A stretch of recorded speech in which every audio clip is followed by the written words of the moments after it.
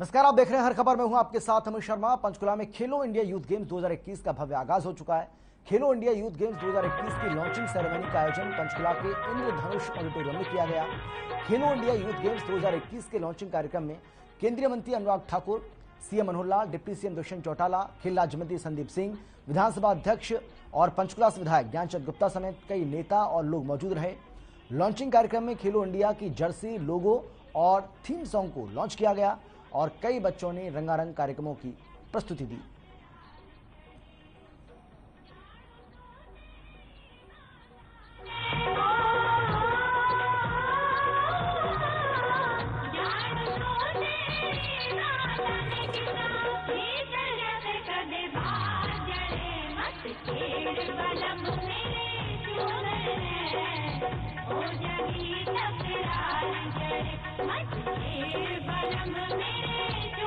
धाकड़ basket तो है ही, कार्यक्रम भी धाकड़ ही लग रहा है और खेल भी धाकड़ ही होने वाले। और खेलो इंडिया यूथ गेम्स या खेलो इंडिया की सोच माननीय प्रधानमंत्री मोदी जी की कल्पना है कि खेलों में भारत को आगे कैसे लेकर जाना। चौथा खेलो इंडिया यूथ गेम्स हरियाणा आयोजन करने जा रहा है। चौथा भी है, 4 तारीख को शुरू भी होगा। और मैं ये तो कहूंगा, है तो क्रिकेट की भाषा की चौका लगाने वाली बात है, लेकिन अगर हरियाणा की बात करूं तो आयोजन की बात हो या खिलाड़ियों को तराश कर देश के लिए मेडल जीतने की बात हो, अगर देश में सबसे अव्वल नंबर पर कोई राज्य आता है तो उसका नाम हरियाणा है। सज्जनों, महानुभाव, आज का ये कार्यक्रम वास्तव में बहुत बड़ी इंतजार के बाद ये आया है। हम जानते हैं कि ये कार्यक्रम खेलो इंडिया 3 बार इसकी तिथियां निश्चित हुई और कोरोना के कारण से जैसा सारा देश और दुनिया में बहुत सी चीजें थम सी गई थी, आज उन थमी चीजों को आगे तेज गति से बढ़ाने के लिए इस कार्यक्रम के माध्यम से एक नया आगाज हो रहा है। अब ये कार्यक्रम आज खेलो इंडिया का ये जो लॉन्च हुआ है, इसके बाद तिथि इसकी निश्चित हो चुकी है। 4 जून सायंकाल इसका शुभारंभ होगा। जब तिथि निश्चित होती है, बहुत नजदीक आने वाली होती, तो कहते हैं उसकी उल्टी गिनती शुरू हो गई। खेलो इंडिया 2021 का काफी समय से हम इंतजार कर रहे थे, क्योंकि खेलो इंडिया एक ऐसी गेम्स हैं जो हर खिलाड़ी में, युवा खिलाड़ी में जोश भरती है। सबसे पहले तो धन्यवाद करना चाहूंगा माननीय प्रधानमंत्री जी का, माननीय मुख्यमंत्री जी का और हमारे केंद्रीय स्पोर्ट्स मिनिस्टर अनुराग ठाकुर जी का, जिन्होंने हरियाणा को खेलो इंडिया की मेजबानी देकर ये हम सबका एक सपना जो है वो पूरा किया है।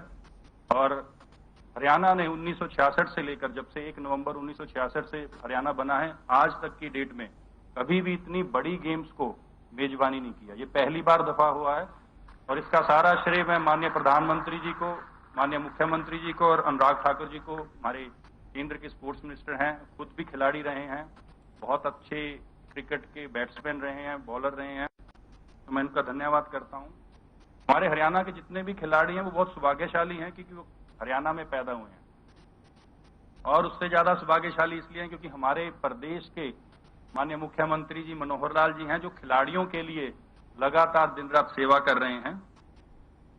पहले के जमाने में अवार्ड्स, नौकरियां, कोचेज, टूर्नामेंट्स, स्टेडियम्स की बहुत कमी होती थी। आज चाहे वो कैश अवार्ड्स हों, चाहे वो आउटस्टैंडिंग स्पोर्ट्स पर्सन पॉलिसी के तहत जॉब्स हों, चाहे वो कोचेज हों, चाहे वो टूर्नामेंट्स हों, ये सारे के सारे जो हैं हरियाणा में पूरे देश भर से अलग होकर चलने की राह माननीय मुख्यमंत्री जी दिखा रहे हैं।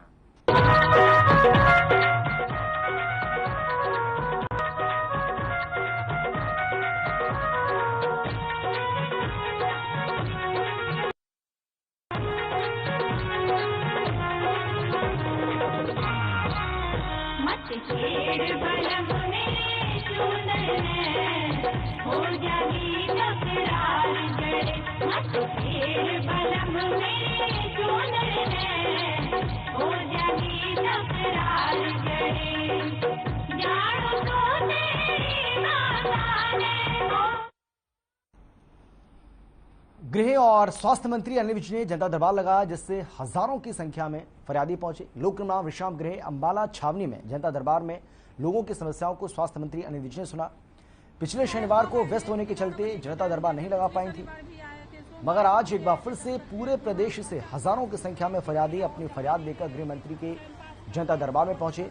इस मौके पर सभी विभागों के अधिकारी मौजूद रहे। गृह मंत्री ने लोगों की समस्याओं के समाधान के लिए अधिकारियों को तुरंत हल करने के निर्देश भी जारी किए।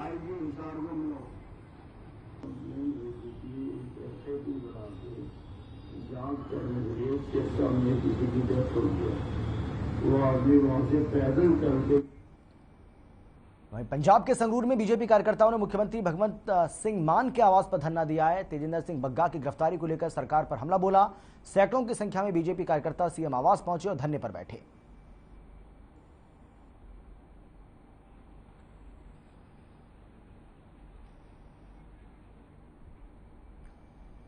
संगरूर की तस्वीर आपको हम दिखा रहे हैं, जहां पर मुख्यमंत्री आवास के बाहर बीजेपी कार्यकर्ताओं ने धरना दिया, प्रदर्शन किया, जिसकी तस्वीर आपको हम दिखा रहे हैं। तेजिंदर सिंह बग्गा की गिरफ्तारी का विरोध इन्होंने किया है।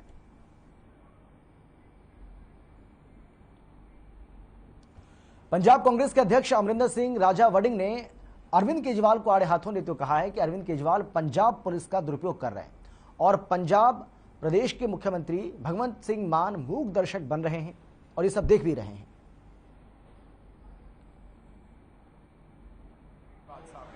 पुलिस मेरे अंडर में कोई ऐसा स्टेट, इन्होंने ये काफी देर से इच्छा थी केजरीवाल साहब की कि पुलिस मेरे अंडर में कोई ऐसा स्टेट ढूंढा जाए जहां की पुलिस को मैं अपने नीचे रखूं। तो उन्होंने क्या किया, पहला पर्चा दिया अलका लांबा के ऊपर, कुमार विश्वास, और तीसरा बग्गा जी के ऊपर। देश में इस तरीके का दौर हमने कभी नहीं देखा था पहले। और जो लोग कहते थे बदलाव, ये बदलाखोरी है, ऐसा नहीं होना चाहिए। और मैं समझता हूँ कि ये पंजाब के लिए और पंजाब पुलिस के लिए बहुत ही दुर्भाग्यपूर्ण था। हमारी पुलिस के ऑफिसर जवानों के ऊपर, मार्शल पुलिस है हमारी पंजाब की, उनके ऊपर किडनैपिंग का पर्चा दर्ज हो गया है। और किन की वजह से हुआ, पूरे देश ने तमाशा देखा। किन की वजह से? ये केजरीवाल साहब की ईगो सेटिस्फाइड करने के लिए पंजाब सरकार ने पंजाब पुलिस से करवाया।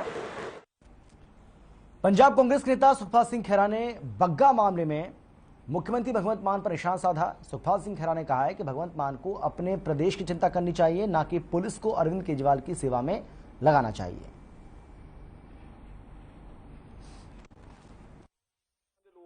ये सारे हुक्म ਜਿਹੜੇ ਨੇ ਦਿੱਲੀੋਂ ਆ ਰਹੇ ਨੇ, ਭਗਵੰਤ ਮਾਨ ਸਿਰਫ ਇੱਕ ਐਗਜ਼ੀਕਿਊਟਿੰਗ ਅਥਾਰਟੀ ਇੱਥੇ ਬਿਠਾਇਆ ਹੋਇਆ। ਇਹ ਅਸੀਂ ਪਹਿਲੇ ਦਿਨ ਤੋਂ ਕਹਿ ਰਹੇ ਹਾਂ, ਰਾਜ ਸਭਾ 'ਚ ਵੀ ਸਾਬਤ ਹੋਇਆ। ਹੁਣ ਬਜਟ 'ਚ ਤਾਂ ਕਹਿੰਦੇ ਨੇ ਜੀ ਕਿ ਰਾਏ ਦਿਓ ਆਮ ਲੋਕਾਂ ਨੂੰ। ਕਿੰਨੇ ਕੁ ਪਿੰਡਾਂ ਦੇ ਲੋਕ ਨੇ ਜਿਹੜੇ ਆਰਥਿਕ ਤੌਰ ਤੇ ਇਕਨੋਮੀ ਨੂੰ ਸਮਝਦੇ ਨੇ ਤੇ ਤੁਹਾਨੂੰ ਰਾਏ ਦੇ ਸਕਦੇ ਨੇ। ਠੀਕ ਆ, ਕੁਝ ਦੇ ਸਕਦੇ ਨੇ। ਤੇ ਜਦੋਂ ਰਾਜ ਸਭਾ ਦੇ ਮੈਂਬਰਸ ਨੂੰ ਇਲੈਕਟ ਕਰਨਾ ਸੀ, ਭੇਜਣਾ ਸੀ, ਉਦੋਂ ਤਾਂ ਕੋਈ ਰਾਏ ਨਹੀਂ ਮੰਗੀ ਤੁਸੀਂ। ਇਸ ਕਰਕੇ ਹਰ ਚੀਜ਼ ਨੂੰ ਲੋਕ ਬੜੀ ਕੇਅਰਫੁਲੀ, ਅੱਜ ਪੰਜਾਬ ਦੇ ਲੋਕ ਬੜੇ ਜਾਗਰੂਕ ਨੇ, हर चीज को केयरफुली वॉच करते हैं। चंगा काम करेंगे चंगा कहांगे, माड़ा करेंगे तो माड़ा ही ओदा नतीजा निकलेगा। चंगे माड़े काम का नतीजा कभी चंगा हो ही नहीं सकता।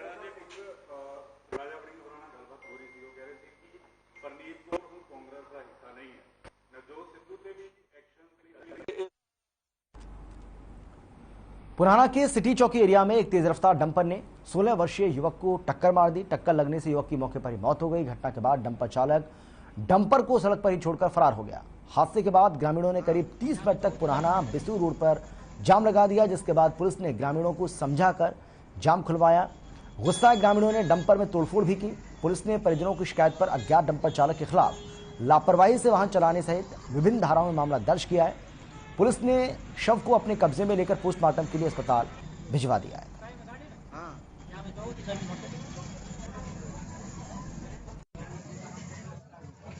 ये ट्रक इधर से आया है और आगे जाके जैसे इसने बैक लिया, वो बच्चे के ऊपर गाड़ी चढ़ गई। इसने फिर आगे लिया है, इस गाड़ी बच्चे को चकनाचूर कर दिया। हम यहीं देख रहे थे उसको।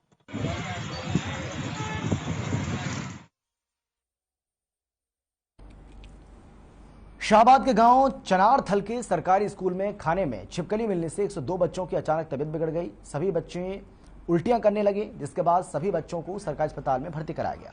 सूचना मिलते ही तुरंत मुख्यमंत्री के राजनीतिक सलाहकार और पूर्व मंत्री कृष्ण कुमार बेदी अस्पताल पहुंचे और डॉक्टरों से जानकारी ली। जल्द से जल्द बच्चों के स्वस्थ होने के आदेश भी जारी किए कि इन बच्चों की ठीक से देखभाल की जाए। कुलदीप कुमार ने पत्रकारों से बातचीत करते हुए कहा है कि बच्चों के खाने में खाना बनाते समय छिपकली गिर गई थी, जो एक बच्चे के खाने में पाई गई। बच्चों को खाना खाते ही उल्टी शुरू हो गई। आशा वर्कर महिंद्रा ने पत्रकारों से बातचीत में कहा है कि शुरू में 3-4 बच्चों को उल्टी लगी, सभी बच्चे खाना खाकर घर चले गए थे।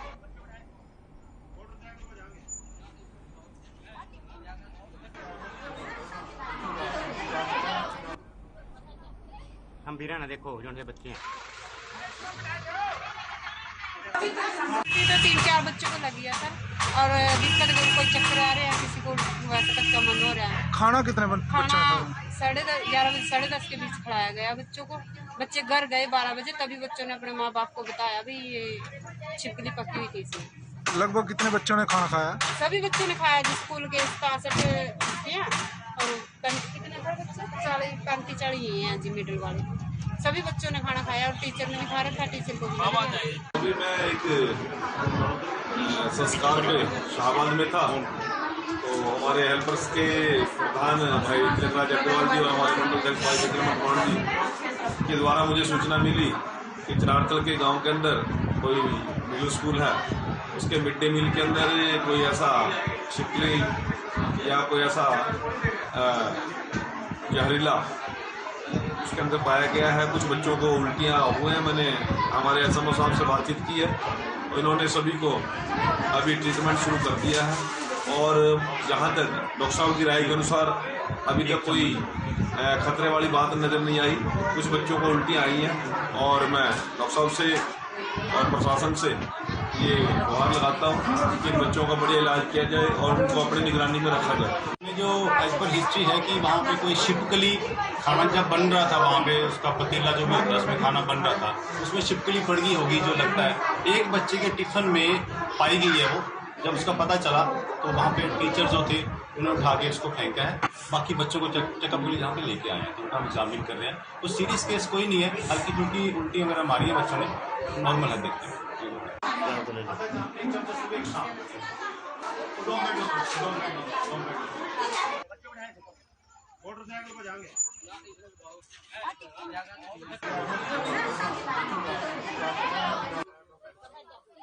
हम भी ना देखो जो बच्चे हैं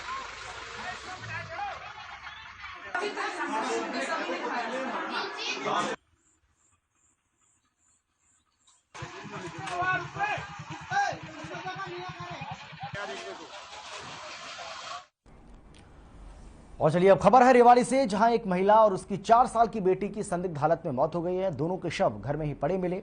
महिला का पति घर से गायब है। आपको बता दें कि करनाल जिला निवासी दिनेश और साक्षी ने 6 साल पहले लव मैरिज की थी। पिछले काफी समय से दिनेश की पत्नी और 4 साल की बेटी के साथ रेवाड़ी के कृष्णनगर में किराए पर रह रहा है। किराएदारों ने ही इसकी सूचना मॉडल टाउन थाना पुलिस को दी। सूचना पर पहुंची पुलिस ने दोनों शवों को कब्जे में ले लिया। इसके बाद पुलिस ने पति दिनेश से संपर्क करने की कोशिश की, लेकिन उसका कोई पता नहीं चल पाया। ऐसे में पुलिस को शक है कि दिनेश ने ही दोनों की गला दबाकर हत्या की है। दोनों की मौत की जानकारी साक्षी के परिजनों तक जा पहुंची है। पुलिस का कहना है कि दिनेश की तलाश की जा रही है, जिसके बाद ही दोनों की मौत से पर्दा उठ पाएगा।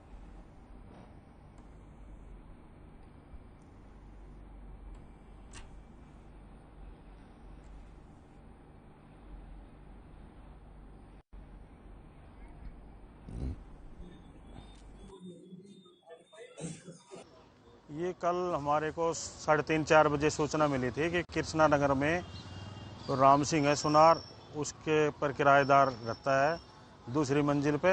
उस एक बच्ची की 4 साल उम्र है और एक जनानी की जिसकी 28-30 साल उम्र है, मृत अवस्था में पड़े हैं। उनके वारसान कल डेड बॉडी रखवा दी गई दोनों। शिक्षा विभाग के अंतर्गत चौकीदार का काम करने वाले कर्मचारियों ने कौशल विकास योजना के तहत काम करने में असमर्थता जताई है। उनका कहना है पिछले 14 वर्षों से चौकीदार का काम कर रहे हैं, लेकिन अब जबरदस्ती उन्हें कौशल विकास योजना से जोड़कर 24 घंटे काम करने के आदेश दिए गए, जिसके तहत उन्हें साफ सफाई के अलावा अन्य काम भी करने पड़ रहे हैं। अगर उनकी बात नहीं मानी गई तो वो नौकरी छोड़ने को मजबूर हो जाएंगे। ऐसे में उनका भविष्य अंधकार में हो जाएगा और इसीलिए उन्हें आज रणनीति तैयार कर अपनी मांगों का ज्ञापन सौंपने की योजना बनाई। पूर्व शिक्षा मंत्री और झज्जर से विधायक गीता भुक्कल ने कहा है कि सरकार आज लोगों को रोजगार देने में आनाकानी कर रही है। लाखों बेरोजगार आज घूम रहे हैं लेकिन उन्हें नौकरियां नहीं मिल रही हैं।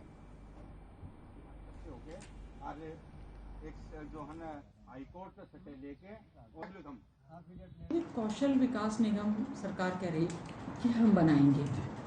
पहले सक्षम योजना इन्होंने शुरू की थी, डीसी रेट से भी कम पैसा उसमें मिलता है। मैं इसका बहुत ज़्यादा कड़े शब्दों में विरोध करती हूँ। बहुत सारे हमारे जो साथी हैं, कर्मचारी हैं, एडहॉक कच्चे या डीसी रेट पर लगे हुए थे।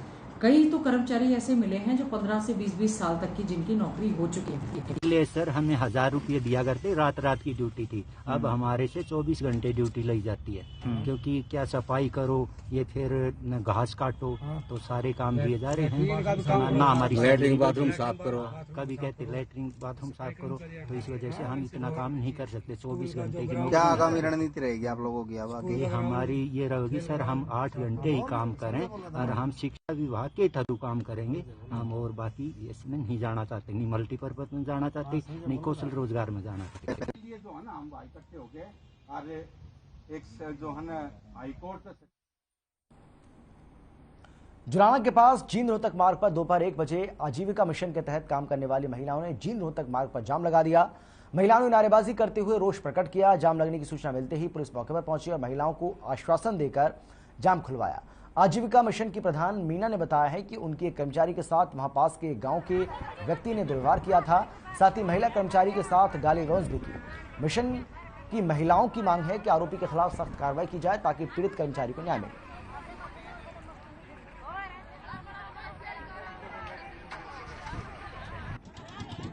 इनका जी कल आंगनबाड़ी वाले के साथ राजपुरा भाई में कोई झगड़ा हुआ था, सर में ईंट लगाई जी थी।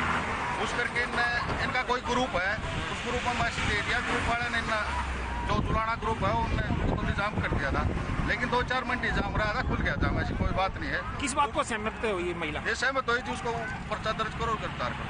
हमारी एक आईपीआरपी बहन गांव में मीटिंग लेने के लिए गई थी। कहाँ? रामरा गांव में सर जी। और उस बहन के साथ मारपीट की गई और उसके मतलब सिर फोड़ दिया गया सर, उसको बहुत ज्यादा चोटें आई। उसके लिए बैठे हैं सर हम यहाँ पे, सभी ऐसे लोग की महिलाएं जो हमारे साथ बैठी हैं। कहाँ बैठी आप? क्या सर? कौन सी जगह पे बैठी हो?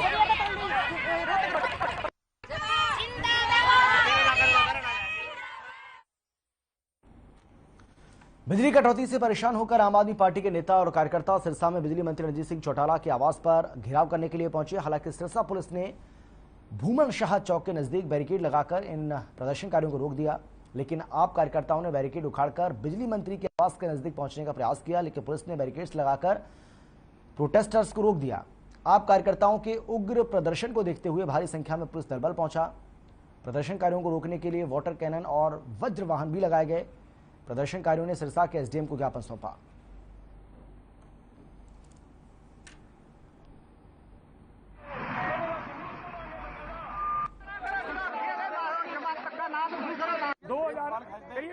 आप सबका धन्यवाद। आज मामला ये था कि 2008 के अंदर अडानी की कंपनी के साथ हरियाणा सरकार का एक एग्रीमेंट था कि 3.36 पैसे के हिसाब से अगले 25 साल तक वो बिजली की सप्लाई करेगी अडानी की कंपनी। लेकिन पिछले 1 साल से अडानी की कंपनी ने सप्लाई रोक रखी है और हरियाणा सरकार पर दबाव बना रही है कि रेट बढ़ाई जाए। और हरियाणा सरकार अडानी की कंपनी के साथ खड़ी है और एक सुनिश्चित तरीके से माहौल बनाया जा रहा है कि बिजली की कमी है और मजबूरी में रेट बढ़ाए जा रहे हैं। जिस कंपनी से हम 6 रुपये यूनिट के अंदर दिल्ली की सरकार बिजली खरीद रही है, पिछले 1 साल से हरियाणा की सरकार 12 रुपये प्रति यूनिट की दर से बिजली एक्सचेंज कंपनी से बिजली खरीद रही है। और आज आम आदमी पार्टी ने बिजली मंत्री अजय चौधरी रणजीत सिंह को ज्ञापन देने का जो प्रोग्राम बनाया। आज हरियाणा में बिजली को लेकर त्राही मची हुई है, बिजली मिल नहीं रही, बिजली के भारी कट लग रहे हैं, चाहे गांव हो चाहे शहर हो, बुरा हाल है बिजली का। इसको लेकर आज आम आदमी पार्टी के हजारों साथियों ने डिप्टी अपने बिजली मंत्री चौधरी रणजीत सिंह की कोठी का घेराव किया और अब ज्ञापन सौंपने का काम किया। बहादुरगढ़ के सेक्टर 9 पुलिस चौकी के पास गौवंश के लिए बनाई गई चारा खाने की जगह को हरियाणा विकास प्राधिकरण ने तोड़ दिया था, जिसके बाद गौ भक्तों ने रोष जताया।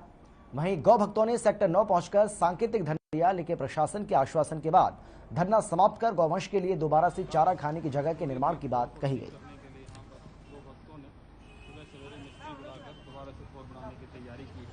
ये देख सकते हैं आप तस्वीरों में। ऐसा जी यहाँ पे ग्रीन बेल्ट में खोर बनाई हुई थी गौ माता की।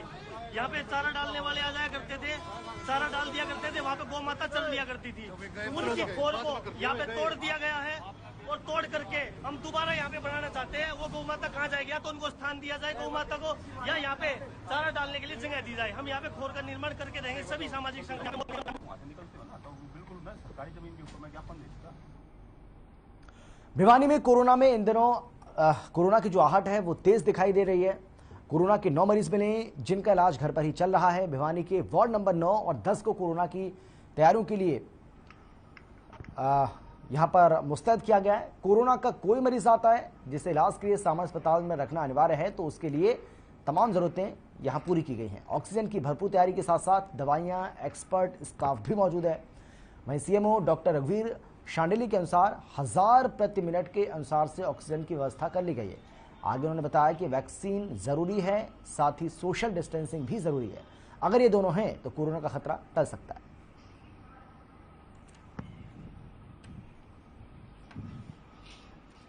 किया गया है, जो भी पेशेंट आता है, खास करके बुखार का जो पेशेंट आता है उसको कोरोना का टेस्ट करवाए, रैपिड एंटीजन टेस्ट और RT-PCR टेस्ट। उनकी जो टेस्टों की संख्या जैसी बढ़ेगी, हमने उनको टारगेट दे रखा है कम से कम 1500 डेली टेस्ट होने चाहिए। तो धीरे धीरे हम इनकी संख्या बढ़ाते जा रहे हैं। अब लगभग हमारे 800 केस डेली हो रहे हैं।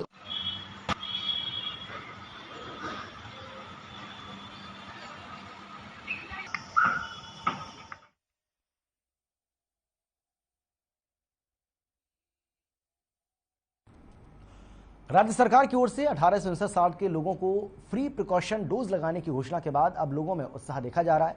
लोग सरकारी अस्पतालों में पहुंचकर प्रिकॉशन डोज लगवा रहे हैं और सरकार के इस कदम की जमकर तारीफ भी कर रहे हैं।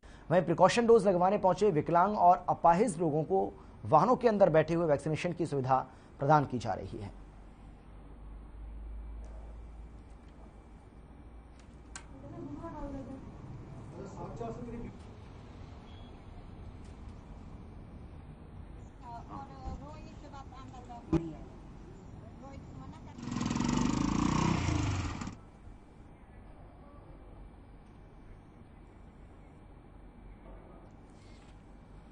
चलिए जींद की बात कर लेते हैं, जहां भीषण गर्मी का सितम लगातार जारी है। गर्मी ज्यादा होने के चलते तापमान भी 45 के ऊपर जा रहा है, जिसके चलते बड़े बुजुर्ग क्या छोटे बच्चे भी गर्मी का शिकार हो रहे हैं। बढ़ती गर्मी से जींद सिविल अस्पताल के OPD में हर रोज 1500 से ऊपर मरीजों की संख्या हो जाती है, जिसमें उल्टी, दस्त, बुखार, खांसी, जुकाम के मरीजों की संख्या ज्यादा हो गई। सिविल अस्पताल में बच्चों के लिए स्पेशल वार्ड बनाए गए। डॉक्टर सीमा का कहना है कि हर रोज जींद अस्पताल में मरीजों की संख्या बढ़ती जा रही है। गर्मी से छोटे बच्चों के ज्यादा बीमार होने का खतरा बढ़ा हुआ है और इसीलिए छोटे बच्चों को बार बार पानी पिलाएं, सिर को ढककर ही रखें।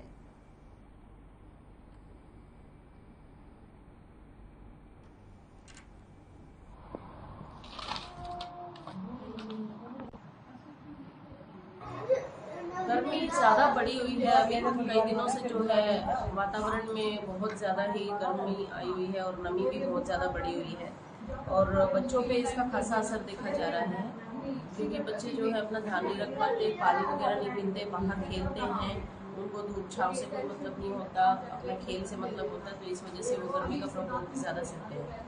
तो गर्मी की वजह से जो बच्चों में दिक्कतें आती हैं वो ये है कि उल्टी, दस्त, हैजा जैसी बीमारियाँ होती हैं, बुखार हो जाता है, डिहाइड्रेशन हो जाता है, क्योंकि गर्मी के मौसम में मच्छर मक्खी ज़्यादा पनपते हैं, मलेरिया जैसी बीमारियाँ भी और जो है दस्त, उल्टी, हैजा ये भी बढ़ जाते हैं। और नवजात शिशु और जो 1 साल से कम उम्र के बच्चे हैं उनमें जो है दूध पिलाने की कमी की वजह से और पानी देने की कमी की वजह से जो है डिहाइड्रेशन फीवर हो जाता है। और फिलहाल इतना ही। छोटे से ब्रेक के बाद फौरन लौट रहे हैं, आप देखते रहिए हर खबर।